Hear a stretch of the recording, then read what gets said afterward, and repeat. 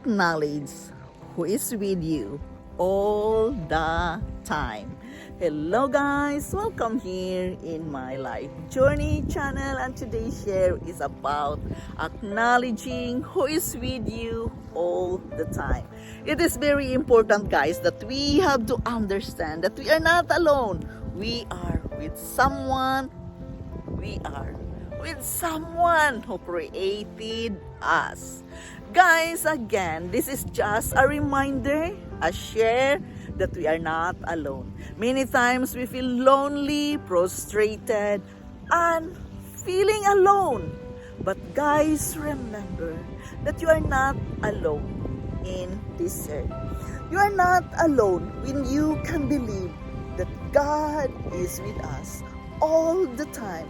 We have to believe that. We have to feel for that. We have to understand that the Creator of the universe is with you all the time. He is with you, taking care of you all the time. And it is very important, guys, that we know how can we be grateful in this life. Guys, many times we are depressed, we are frustrated, and feeling alone with all of our obligation. It is very important, guys, to take a moment of yourself to be grateful what is around with you all the time.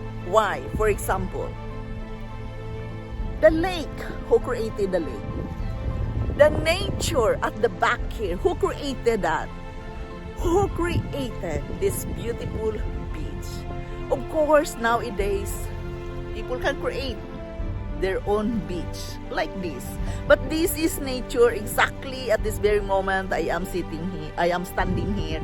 It is the nature here in my place.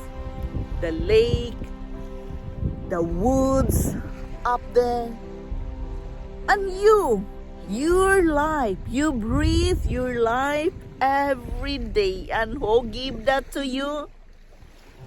God. God is the creator of the whole universe, and it is very important that we can acknowledge that. We can be grateful about it. We must acknowledge that we are not alone. We are with Him all the time. He knows what we are doing. He knows what we are thinking. He knows our plans in our life, what we want to be. So therefore, to acknowledge who is with us all the time, guys. For me, it is very important that I can thank God for this beautiful nature.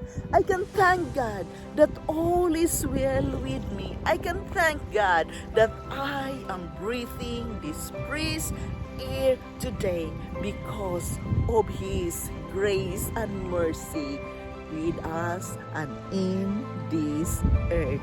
So this is my share with you today, and I hope you have to bear with me. Today I want to share with you what is written in the scripture in Acts 16:25. It says, about midnight, Paul and Silas were praying and saying hymns to God, and the other prisoners were listening to them. Guys, there are many times in our life that we come up with a lot of questions in our life. Why this is happening to me? What is going on in my life now?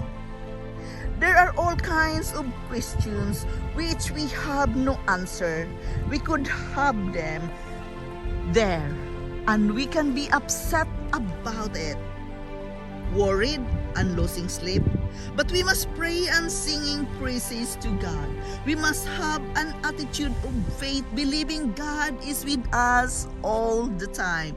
There you are. How can we acknowledge who is with us all the time? When you believe in God, remember, you are not alone.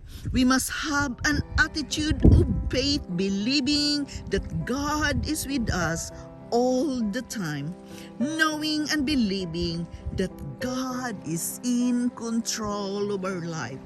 It's very powerful when we can say, I don't know about tomorrow. I don't know how this situation will work out. But God is in control when you believe in Him. He is fighting our battles. His plans for us are for good, and what He started in our life, He will finish. We must know that the Creator of the universe will bring our dreams to pass that seems impossible. To acknowledge who is with us all the time, we must acknowledge the things that surround us. For example, that I am thinking, I am sharing with you. Acknowledge the things that surround us. The nature, for example, as you can see the nature out here, guys. It is not created by a human being. It is created. This beautiful nature here is created by God. No man can create the beauty of nature except Him and Him alone. Once again, we must practice gratitude daily, knowing and feeling that He is all around us all the time. We must thank Him in advance that He and He alone, the powerful creator of the universe. He is with us. Thinking back, just as we were with reading this in the scripture about Paul and Silas when they are having difficulties, when they are having troubles. Instead of worrying, they sing praises to God. They pray and sing because they believe that they were not alone. In the difficult times when we don't know how a situation is going to turn out, helping us to offer the sacrifice of praise, and that is praying and singing. To help yourself is to acknowledge that you are not alone, so you have to do the singing, the praying, praising God that we are not alone. Offer a sacrifice of praise. We must believe that He is always with us, and His plan for us will work out for our good. We must acknowledge God in everything we do. We must take God first in all our counsels and submit to His authority in everything we undertake. We must honor God with who we are and thank Him what we have. We must acknowledge Him all in all our actions, seeking His blessings in our progress, and will be willing to give it back to Him. Understand that we are not alone. God is with us all the time, knowing and believing that God is in control is our life all the time. It is very important that we can acknowledge that and understand that we are not alone. God is with us all the time, knowing and believing that God is in control in our life all the time. How can we acknowledge that we are not alone, guys? For me, guys, I live alone in my life in many years, and I am thanking God that He is with me all the time. It's just easy, guys, to acknowledge that we are really not alone because He created the universe. He created us, and He don't want us to be alone. But if you believe in Him, really, you can live a comfortable life, that you are not alone. He is with you all the time. We must just acknowledge what are His creations.